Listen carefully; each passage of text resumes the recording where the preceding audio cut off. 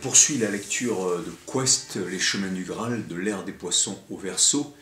Je rappelle que c'est une tentative d'expliquer pourquoi les paysages du sud-ouest de l'Angleterre résument toutes les grandes prophéties du monde avec les chevaux blancs, les cercles de pierre de Stonehenge et Avebury, les crop circles et puis également les légendes arthuriennes.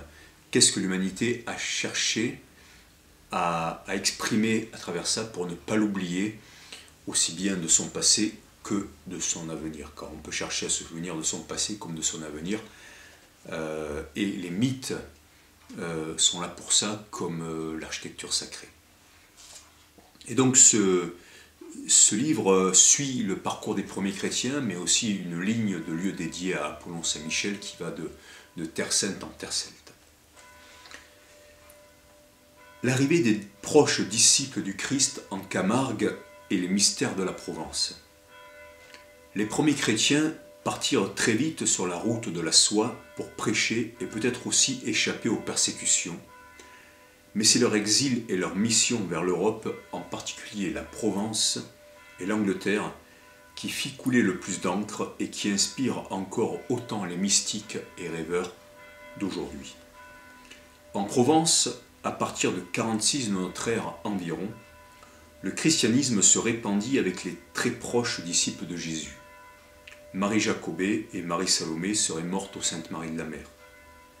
Marthe à Tarascon. Lazare le ressuscité à Marseille. Maximin à Saint-Maximin-la-Sainte-Baume, où fut aussi enterré Sidoine, l'aveugle guéri par Jésus. Marie-Madeleine à la Sainte-Baume.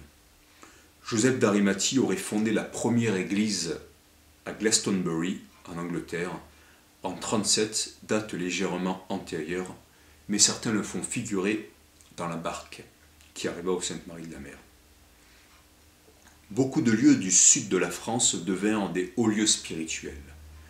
On connaît la thèse d'Henry Lincoln, Richard Leigh et Michael Bagent dans L'énigme sacrée, à savoir que le Saint Graal serait le sang royal du Christ perpétué à travers son épouse Marie-Madeleine, en Gaule. Une lignée se serait ainsi perpétuée jusqu'à aujourd'hui, pouvant légitimement prétendre au trône de France ou à d'autres fonctions plus importantes encore. Dan Brown popularisa mondialement cette hypothèse dans le Da Vinci Code. Il a gagné son procès, mais il a effectivement plagié l'enquête des trois précédents. L'idée de retour du Christ ou d'une lignée christique est proche de celle du réveil d'Arthur, qui ne serait pas mort mais sommeillerait à Avalon, selon Geoffroy de Monmouth. La Provence et la Camargue, lien entre l'Égypte et le monde celtique. Le célèbre géobiologue Georges Pratt avait fait le tour des hauts lieux spirituels de la Terre, mais c'est le cloître Saint-Trophime d'Arles qu'il reconnut comme le plus puissant du monde chrétien, allant jusqu'à dire que la capitale du christianisme aurait dû être la cité provençale et non pas Rome. Arles est la porte de la Camargue, des chevaux blancs dont nul ne sait l'origine. C'est-à-dire qu'aujourd'hui, on ne sait pas d'où proviennent ces chevaux blancs de Camargue. C'est aussi la porte de la Terre Sainte, par le port des Sainte-Marie de la Mer.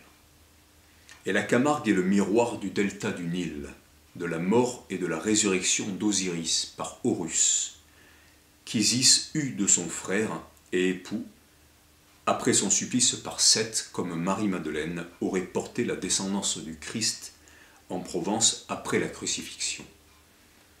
Donc on voit vraiment un effet miroir entre le delta du Nil et le delta du Rhône, l'histoire de Isis, Horus et Osiris, et l'histoire de Marie-Madeleine, Jésus, et d'une descendance spirituelle ou physique de Marie-Madeleine avec le Christ.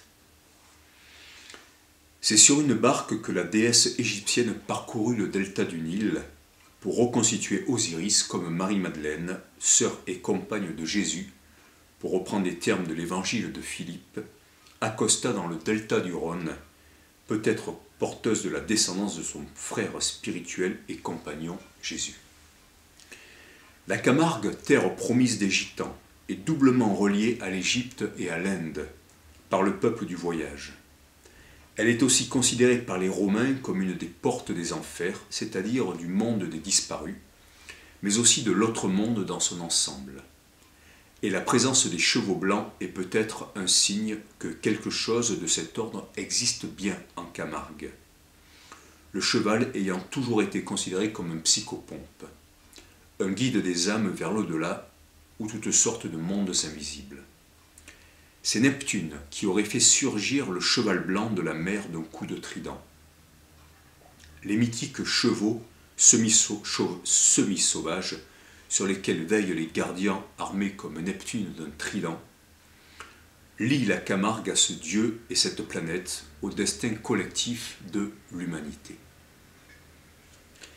Les chevaux blancs relient en outre la Provence au Wiltshire et au Somerset, comme le calcaire blanc, le sel et les tombes néolithiques, comme le parcours du Graal depuis Jérusalem jusqu'à Glastonbury, la terre de Sarras, nommée comme étant celle du Graal par la queste du sang Graal, du pseudo-map au début du XIIIe siècle, ne pourrait-elle être celle de la Camargue, de Sarah la Kali, Sarah la Noire, déesse et sainte des Gitans renvoyant la déesse Kali, dont le nom signifie précisément la Noire.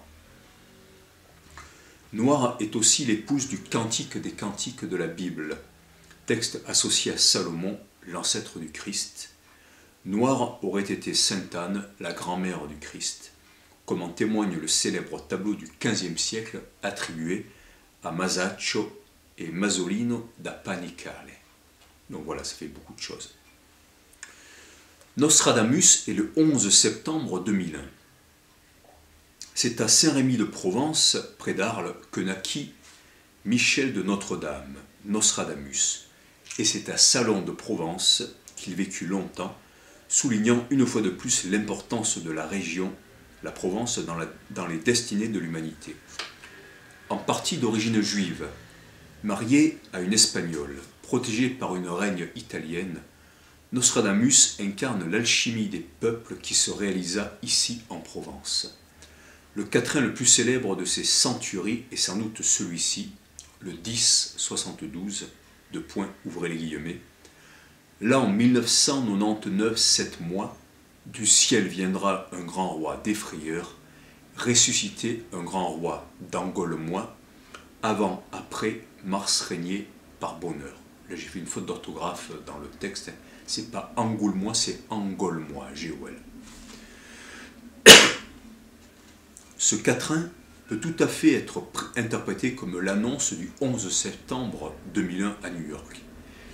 Il y eut en effet une erreur dans le compte du temps fait au 5e siècle par le moine Denis le Petit, si bien que depuis la naissance du Christ, il manquerait 2 années au calendrier, et 1999 équivaudrait à 2001, ça c'est établi. Le 7e mois fut longtemps le mois de septembre, comme son nom en porte encore la trace, septembre. Le grand roi d'effrayeur serait l'avion sur les Twin Towers et le roi d'Angolmois ressuscité, François Ier, pour lequel le Florentin et Lyonnais Giovanni da Verrazzano découvrit en 1524 la baie de Manhattan, la baptisant Nouvelle-Angoulême, en l'honneur de la maison nobiliaire du roi de France. Et la région d'Angoulême, on l'appelait l'Angoumois. J'en arrivais à cette démonstration en prolongement, c'est important, des travaux de Maurizio Cavallo, un ami italien assez célèbre dans le milieu dit des contactés, ceux qui auraient été contactés par des êtres d'autres mondes, d'autres planètes, dans son témoignage « Le rivage des dieux » que j'ai traduit et publié en 2009 avec Vittoria Ciarrocchi. Cette même année, 1524, s'était produite entre le 30 janvier et le 13 février une redoutée conjonction de Jupiter et Saturne et des 7 planètes traditionnelles dans les poissons, hormis la Lune. Donc c'est extrêmement intéressant parce que entre ce soir sur la côte est des États-Unis et demain matin va se produire une conjonction extrêmement rare entre Saturne et Pluton. Et justement, le 17 avril 1524, cette même année 1524, eh bien c'est l'année où New York a été découverte par Giovanni da Verrazzano. Donc tout ça est quand même extrêmement intéressant, troublant, et nous dit d'ouvrir les yeux parce qu'il y a des choses qui changent aujourd'hui dans l'humanité.